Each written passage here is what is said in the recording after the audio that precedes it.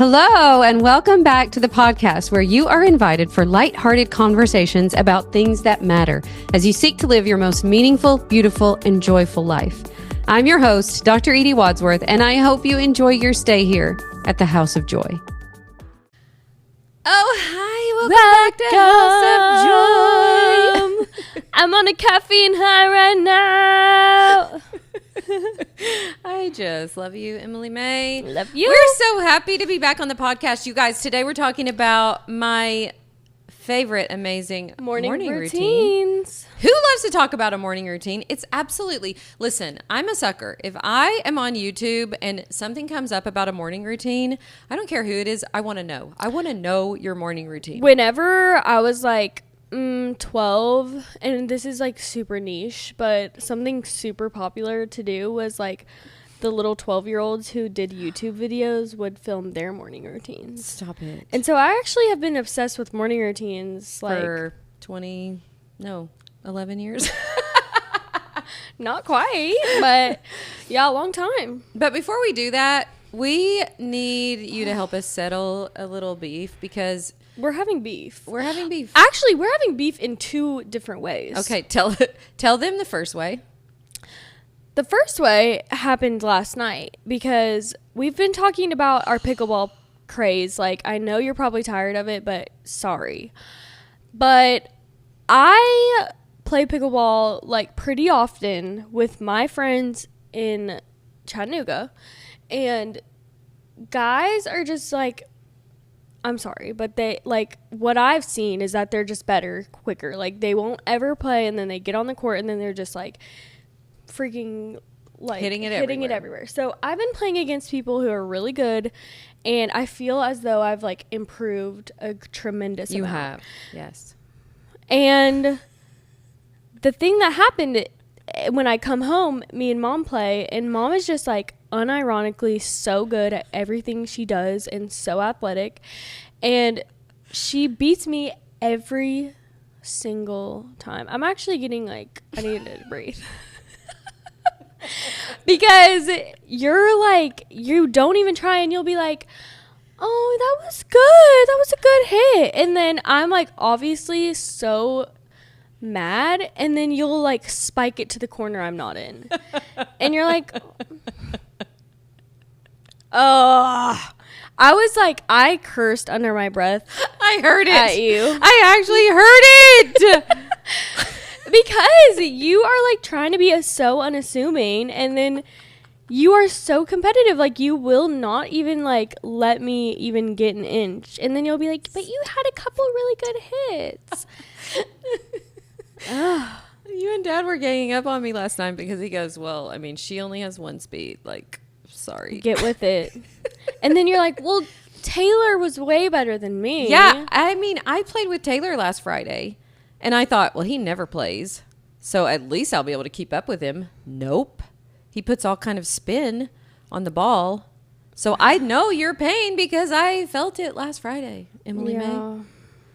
But here's the thing. I think we're just going to have an ongoing pickleball One day saga. I will get better than Mom, and she's going to be as mad, because the thing is, I think I have this like anger and competitiveness from you. Oh, wow. I can sense it in you.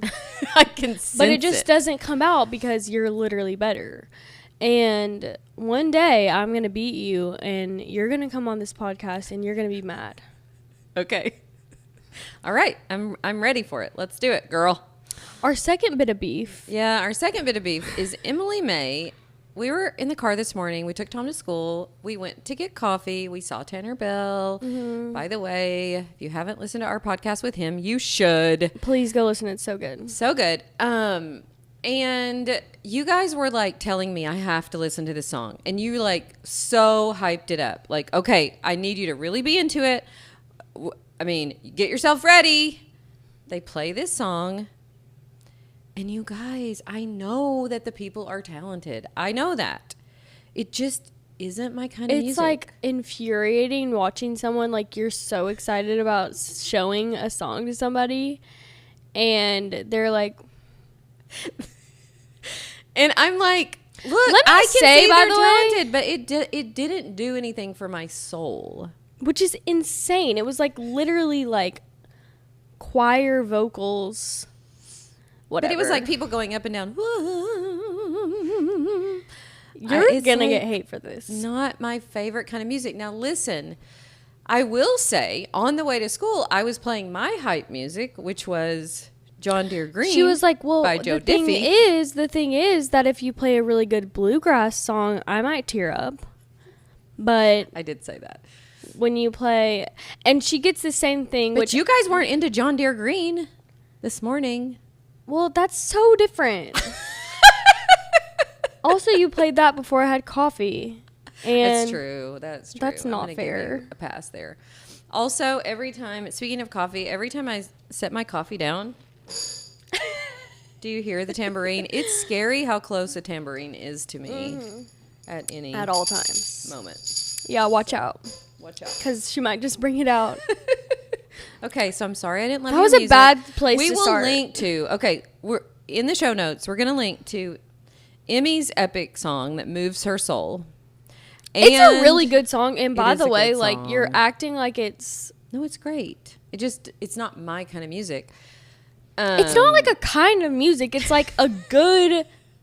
It is a kind of music. It's like you listen to it to appreciate the And I can vocals do that. and the sound and like what... You just like close your eyes and you Okay, feel fine. it. Okay. And then we'll link to John Deere Green as remixed by Hardy and Morgan Wallen and Joe Diffie. And It's just then like two y'all different can pick. things. You can vote. Which is your favorite? Okay. They're all going to vote with you. I mean, I did create a honky tonk room because I love this kind of music so much. I mean, I like it too. I'm just like two different things. I can appreciate both. I can appreciate both, but both don't touch my soul in the same way. I cannot believe that. Also, make sure you stay tuned to the end, you guys, because part of my morning routine, which if you're watching on YouTube, I'm showing you right now, you do not want to miss, because this little green tube of skin food is changing my life in so many ways. You will want to get some. Very affordable, so amazing. Okay, We're jumping around. morning routine. Morning routine. Tell us your thoughts, Em. I will say, like, I really have learned that my morning routine does, like, kind of dictate everything about my day. And it's been hard lately because I have not been doing what I know to be the best morning routine for me lately. But I really don't feel like it's my fault. Like, I feel like we've just been doing... You've had a rough week. Let me tell you our guys. friends what happened to you.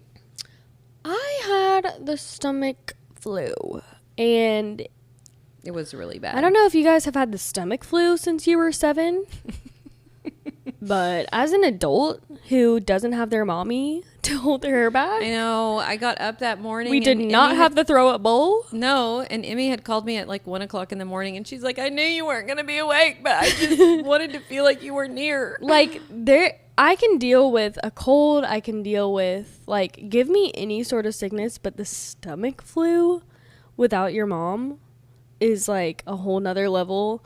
Like, being alone in that moment is so sad. It is so sad. I so felt pitiful. terrible. I wanted to drive to Chattanooga. I just kept calling people the next day because I just wanted everyone to feel so bad for me because, like, seriously, it was the worst thing I've ever experienced. Wow.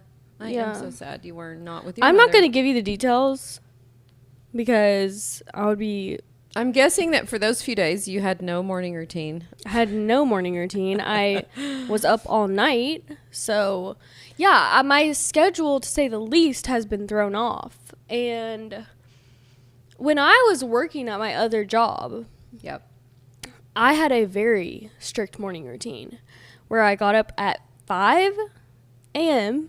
every day, worked out, made breakfast, and then I like took a shower, got ready, and that's all I had time to do before work. And that's the only way I could work out. So like I can wake up early. What I've been struggling with lately is like now with this job, my brain like knows that I don't have to get up at 5 a.m. Yep. even though I know if I did, Although for the most part, you guys have been getting I mean, up, I going get to up the gym. early. I Yeah. still get up.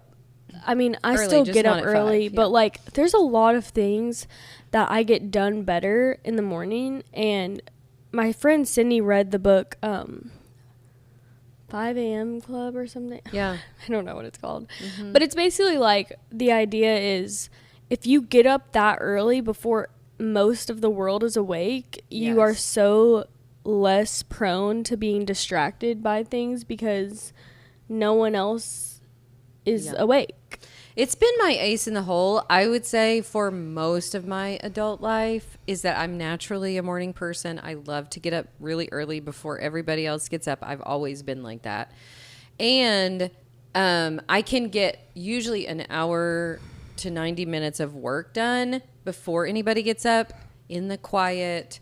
Yeah, so that for me, I think has been one of the keys to being able to do like the things that I do is, you know, it's a time in the morning when it's usually just me. I can get a lot of things going and started. I can get some really good work done. I wrote 3 emails this morning before everybody else came upstairs. And yeah, so it's a great thing for me. But we wanted to talk about I just wanted to share some of the things that I feel like are non-negotiables for me that have really helped me create my days with purpose.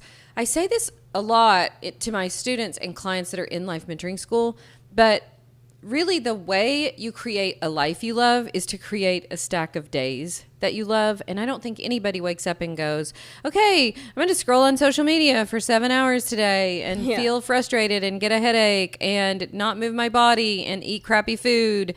And, you know, like that's nobody's hope for their day, but it is the way we end up spending our days if we don't have a better plan. And I feel like getting started, like for me, by the time, 10 a.m. has come, I have had some quiet time, prayer time, meditation, something like that.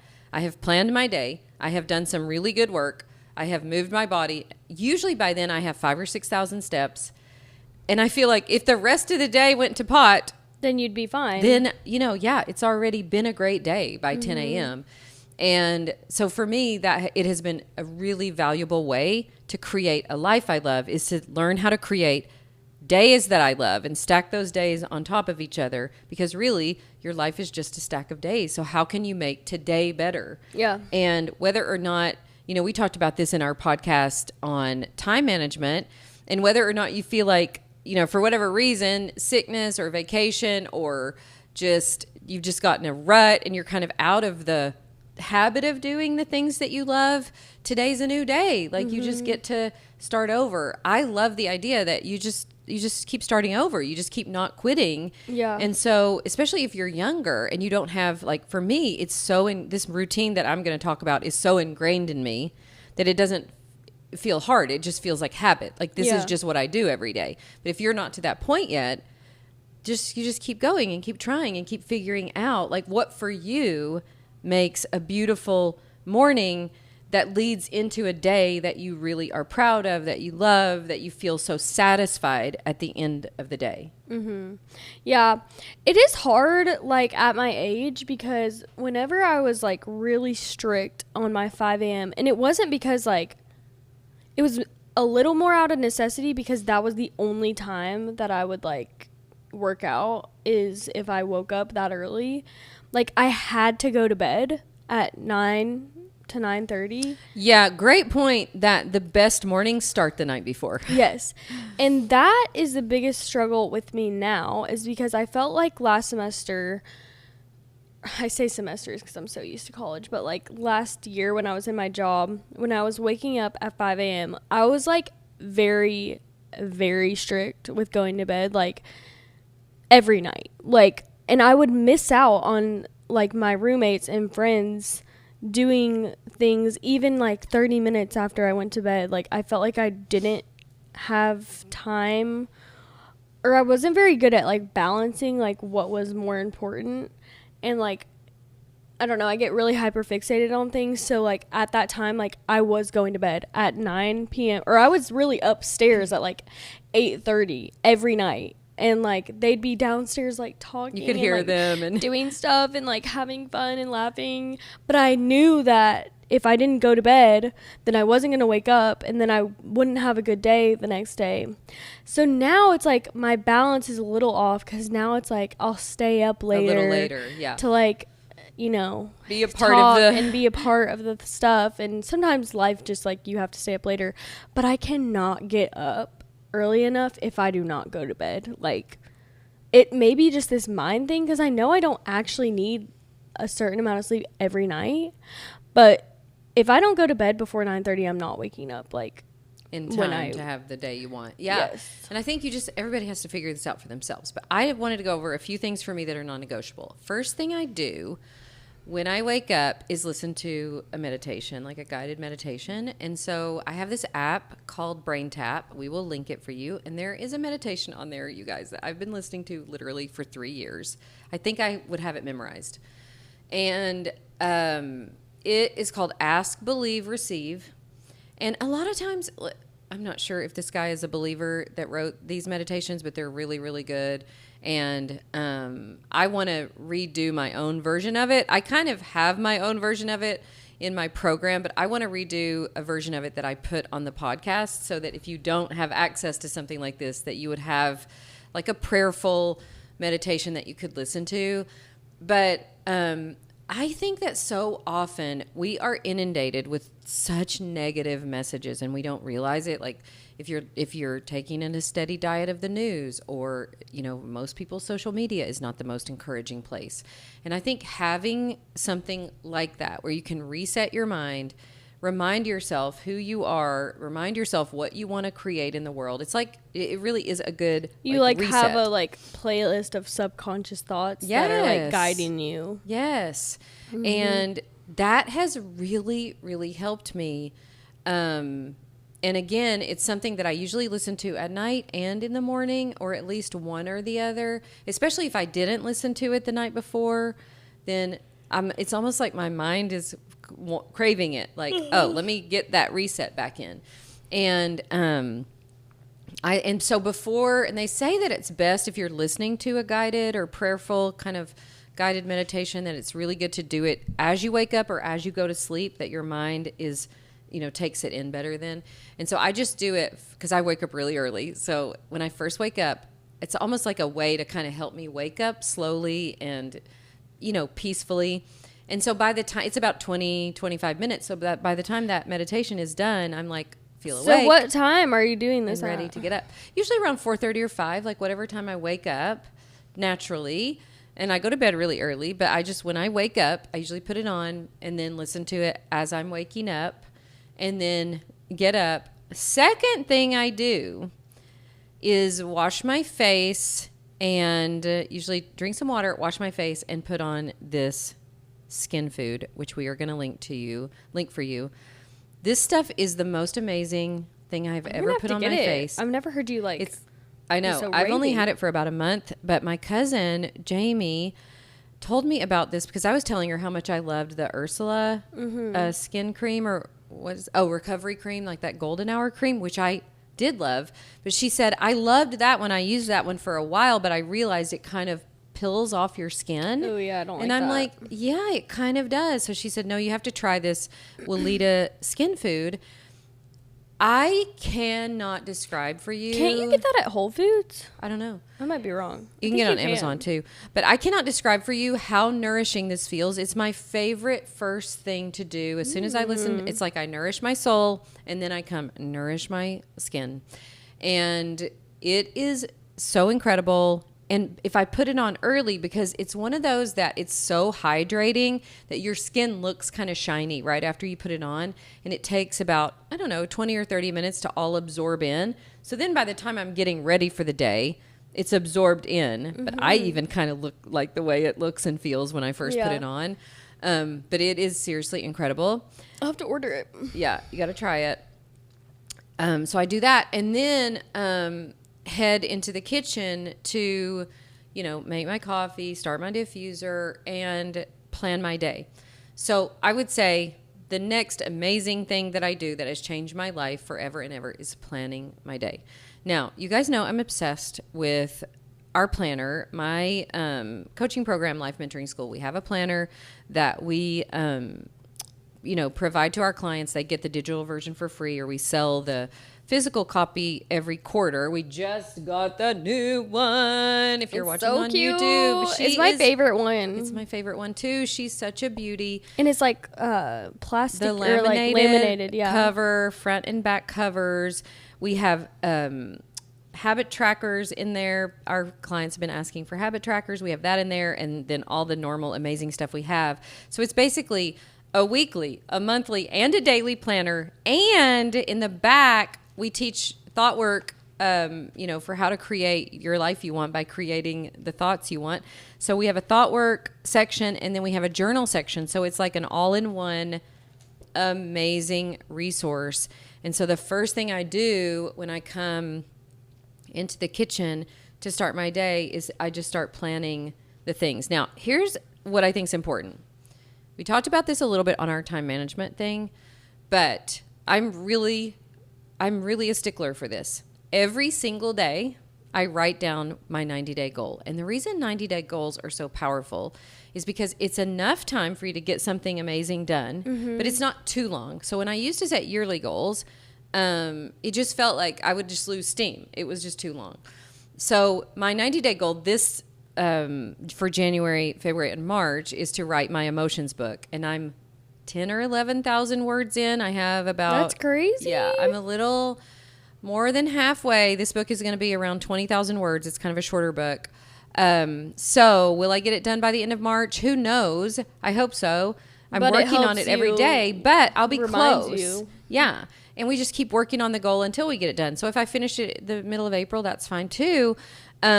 So I write down that goal every day to remind myself. And then I have this place in the planner for your top 3 for the day. So for me, that usually looks like doing some writing for my book, maybe writing an email, maybe doing a video or a teaching in some of my coaching program. But I keep it constrained. I don't have a million things on my list every day. And I literally think that is one of the things that has really helped me get done what I want to get done, what really matters to me, is to constrain myself to, like, okay, what are my 90-day goals? What's going to help me toward that? And, what are the other things on my list that I definitely want to make room for today? So that, and it takes me, if you look at like a page in our planner, it doesn't take very long to do it. I'll say this, it is a struggle for me to like, the way my brain works, like, and I think I'm just overthinking it maybe a little bit too much, but I was doing really good with planning out every day, but sometimes like the hourly thing really like, oh, does that get you? It gets me. I don't know why. I feel like I literally have to like, yeah, but it's probably because like for me that helps because I might have a specific call, like yeah. No, I think I had this call at 11 and this call at 1, whereas yours is more just scheduling your workout. Yes. Your work schedule out. Right. Yeah. So I think I was like getting too in my head of like then when I would have to go off of it, I was like, I don't know. My brain works in a weird way where it's like if I wrote something down and then I didn't do it in that order, then it's just like, okay, well, then I'm not going to follow this. Yeah, because you do tend to have a little bit of a perfectionism. Yes. And I don't have that really. But, so writing that down has really helped. It's just really helped me to think through, like, okay, what do I want this day to be about? We have something else on our planner, which is the thought to practice for the day. And I usually keep the same thought. Like for a whole year, I had the thought, everywhere I look, I see miracles. And that thought was really transformational for me. Because what happens when you practice a thought every day, that everywhere you look, you see miracles, then everywhere you look, you literally see miracles. And so that is such a beautiful thought. And so I just usually practice a thought for a while until it just becomes a part of who I am. So there's a place to write that down. And then there's a person of the week. And I love that little line on our planner because so often, like this week, one of our daughters was having a procedure done. So she's been my person that I've been thinking about extra, praying for, send a little gift to or whatever. And I try to do that to think of like, who can I really show some extra love to or send something to or pray for, or whatever. So I love that little section because, in the end, it really is the people that matter. And so that line on our planner is really important to me. And then there's a place on there for a gratitude list. There's a place on there for money, tracking your money. A lot of women that I know, young and old, struggle with their mindset around money. And one of the things that helped me more than anything with my relationship with money is to write down the balance of my account every day. Because what happens when you're not in a good relationship with money is you don't want to look. Yeah. And so when I started just that one thing, when I started looking at it every day and writing it down, it was so is humbling. empowering. Well, yeah, but it also helps you realize, like, okay, this is not scary. This is something that I want to know, that I want to be informed about. And what happens subconsciously is then you secretly want that number to grow. You secretly start doing things that are like, you know, you tend to be a little better with your money and a little wiser. You tend to spend your money how you want to instead of like impulsively doing that.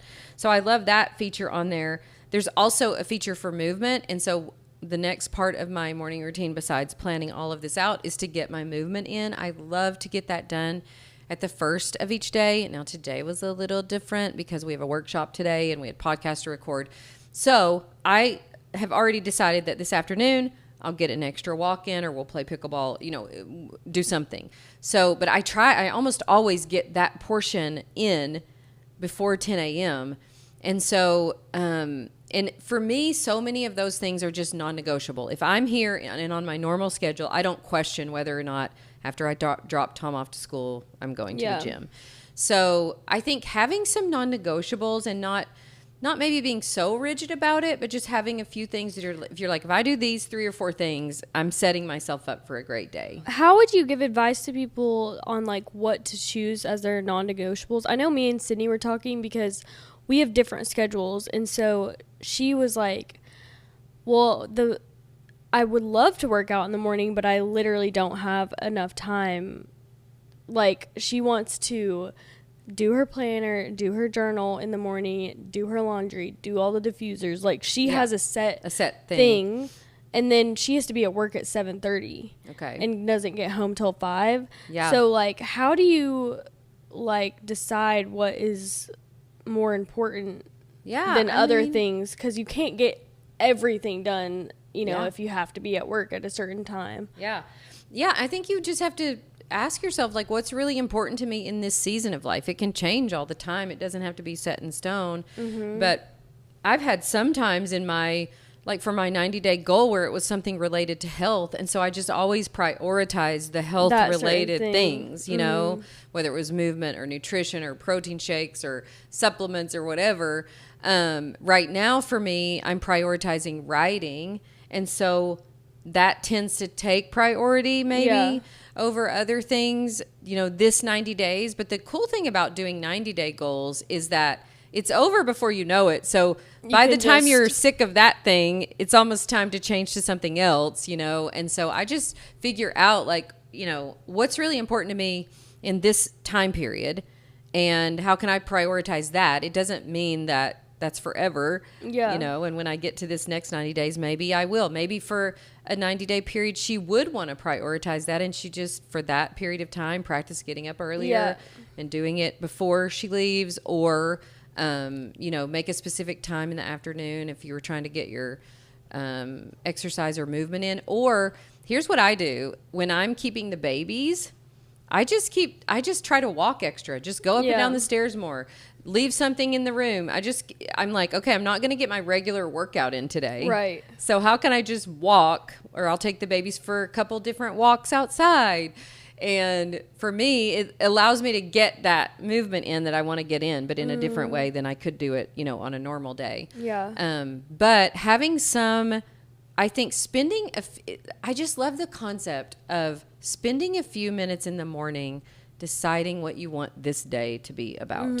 And I think that for a lot of my own life before I learned this, I just got up and did things. I didn't think about what I was doing. It's kind of like with coaching, what we teach people to do is help you to think about what you're thinking about. And so with this planning, it's like you're thinking about what you want your day to be about. It gives you this extra level of, I think, intention, just with your time and your day, that is so good. And I know, I think it was Monday. I normally don't have like back-to-back calls and stuff, but Monday I had a bunch of calls, and I had several things just on my list that I wanted to get done, and I had writing that I wanted to finish. So I got up that morning. It took me about an hour and 15 minutes to finish my writing before everybody got up. So I finished that task. There were some things that I wanted to send a gift, and I just had, it was like I had to stay focused to get my stuff done. But by the end of that day, it was so rewarding to feel like, man, that was such a great use of 24 hours. I really enjoyed it. I wasn't stressed out. I was really present. I feel like sometimes planning my day really helps me to be more present with what I'm doing too. So that piece of it to me feels, no matter what you're going to do in the day, that piece of it is just, it helps. So helpful. Yeah.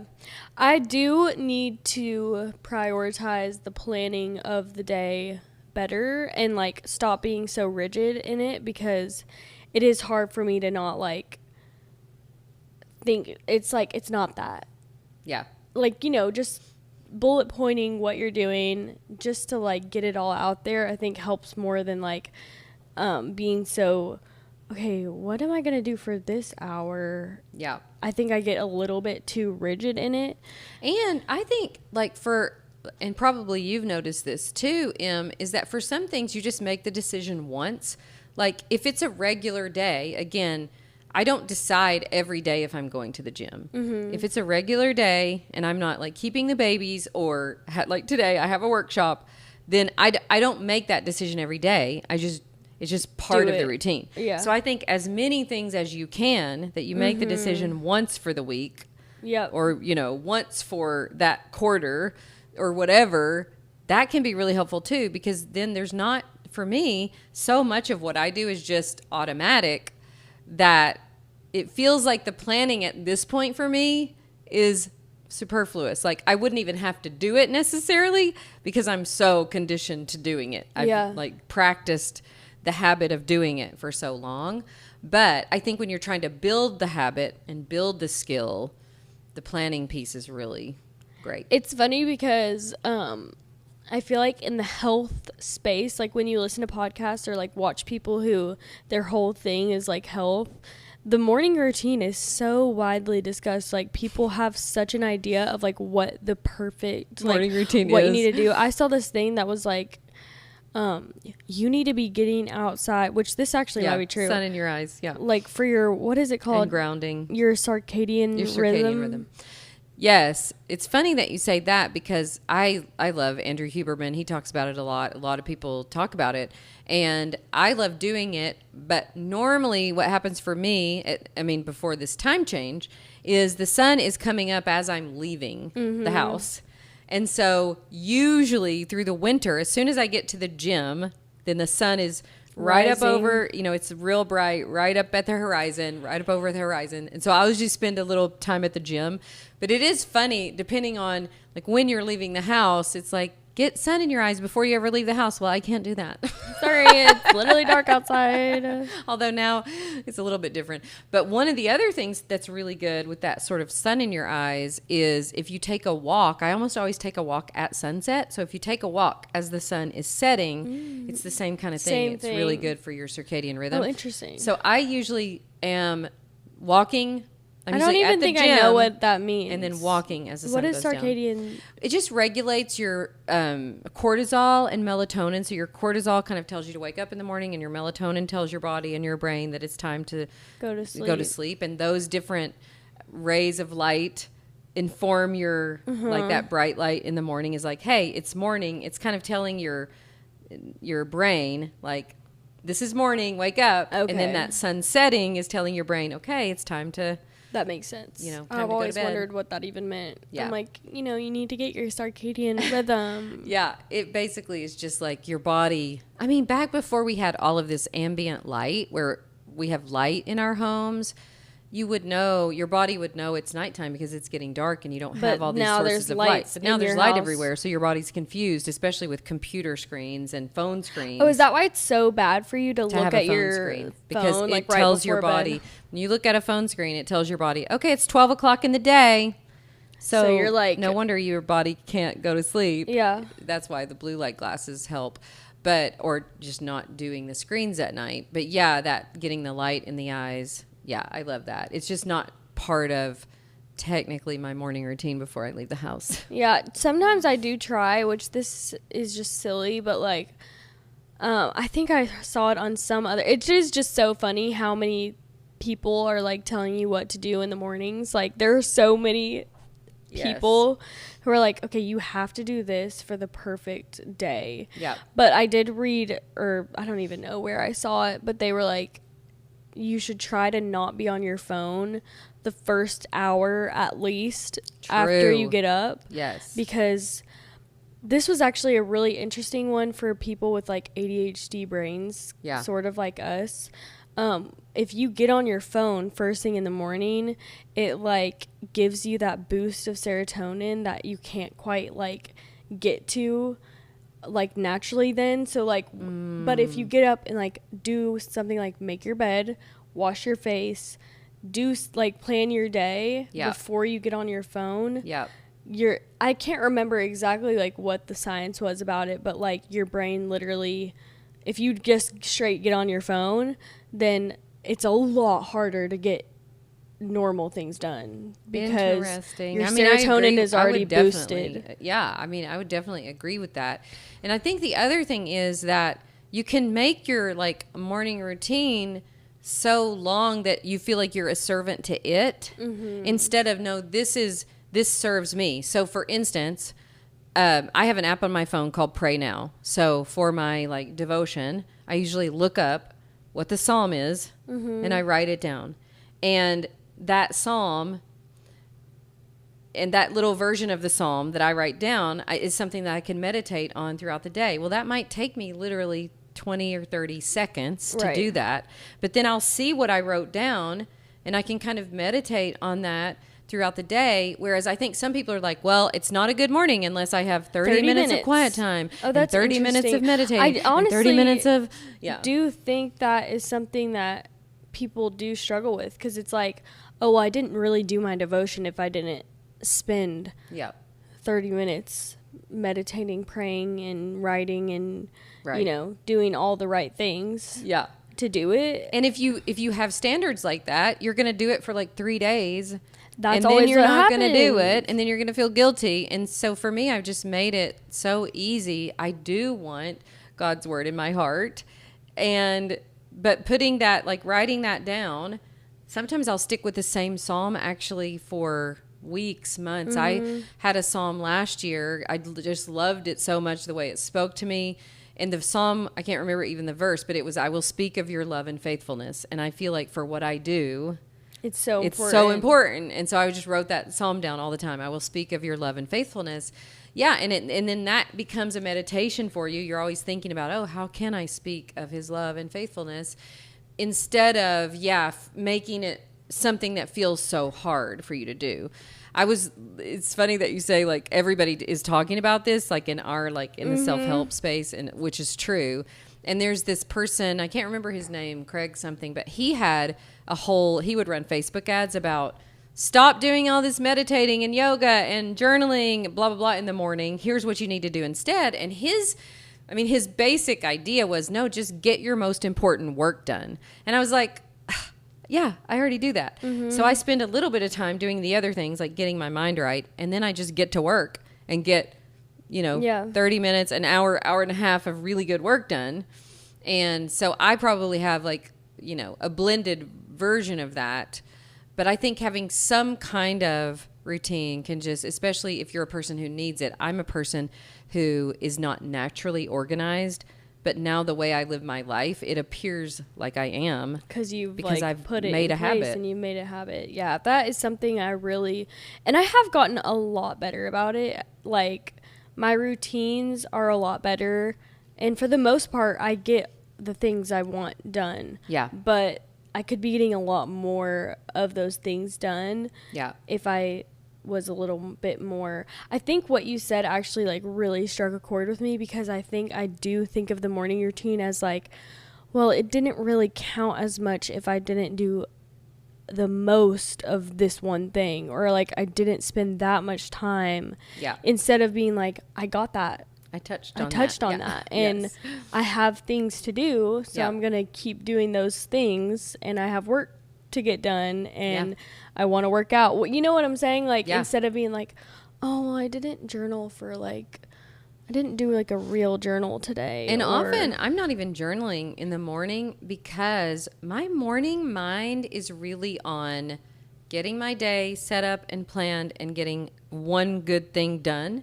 Mm-hmm. And so for me, and this is different for everybody, my journaling time to me is more like dream journaling. In the afternoon, like, I'm sitting out on the screen porch. It's more of a after I have like a reward. It's like not a reward. Yeah. It's a great way to put it. I do kind of feel like that. So I don't even do like traditional journaling in the morning. I do more of like the planning piece and figuring out like what's the thought that I want fueling this day. Yes. And then the other stuff comes. Yeah. So we would be curious to know from you, what is your non-negotiable for your morning routine? What do you love doing? Tell us. Come over to the House of Joy Instagram and let us know. And we are so, so grateful that you guys are here. Thank you so much for all of your awesome reviews. We just had a slew of you leave sweetest reviews. You need to read a couple Let me of read them. one. And if you haven't left us a review yet, if you are enjoying the content, you guys, please leave us a review. It helps other people to find the podcast. And if you do that, come tell us, because we want to say thank you. And Emmy is running our House of Joy Instagram, and she is loving getting to know you guys. You got to follow us over there, because we do some really fun things, and it's very interactive. I feel like we're all just always chatting over there. So if you don't already follow, you definitely should. Yes. We actually just posted, we've been working on our TikTok game. We posted a funny TikTok. It's serious. We're using actors. the Kardashian voices. It was great. Okay, I'm going to find a good one. Sometimes the names on the reviews you can't tell, but I mean, it'll say something like Mom of 4, which is fine. But we do appreciate when you do that. We appreciate your support. Let us know also. Come over to the Instagram and let us know any topics that you want us to cover. We have some great podcasts coming out, but we're always happy to hear your suggestions, and we're so grateful for how much you're loving this mother-daughter duo. I think it's been super fun for us and fun for y'all too. Okay, this one does have a weird name, so if this is you, we love you. We love you.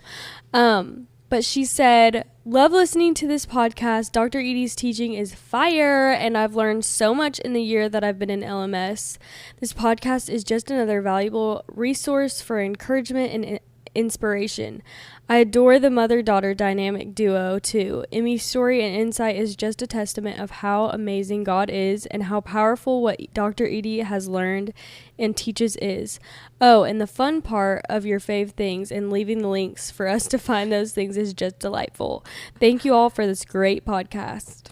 I love it. Thank you so much. We so appreciate it. Now, I've already listed my favorite things but we will list them below. But my Weleda Skin Food, you have to try this cream. I think it's $18 for this whole thing, and you just need a tiny bit. It's so good. Okay, and I'm going to buy it. And then the Brain Tap app that I mentioned, if you're interested in having a guided meditation, stay tuned. I'll be creating one for us too.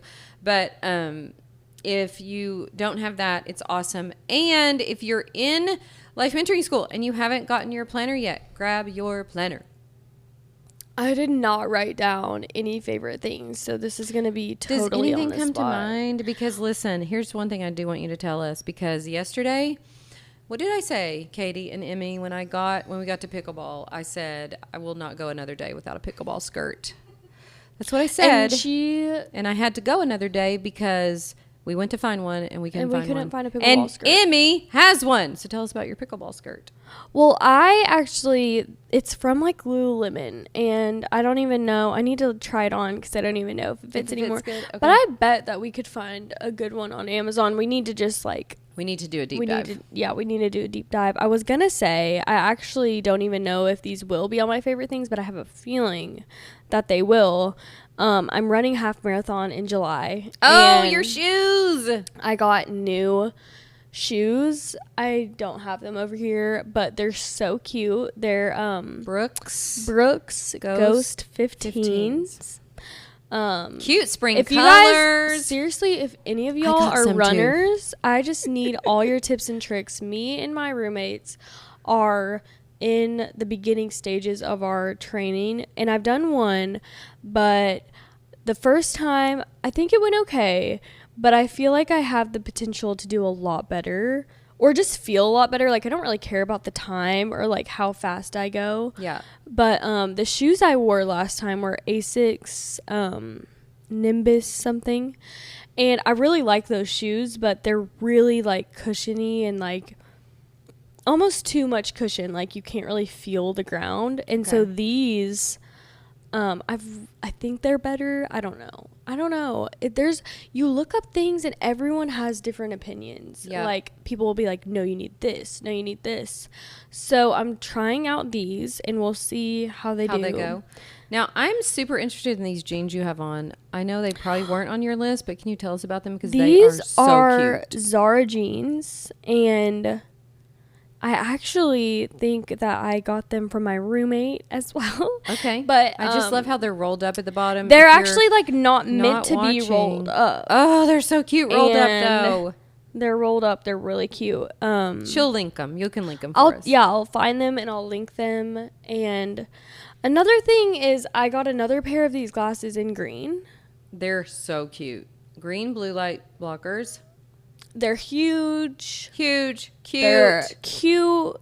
No one will miss you in a crowd. And that's what we want around here.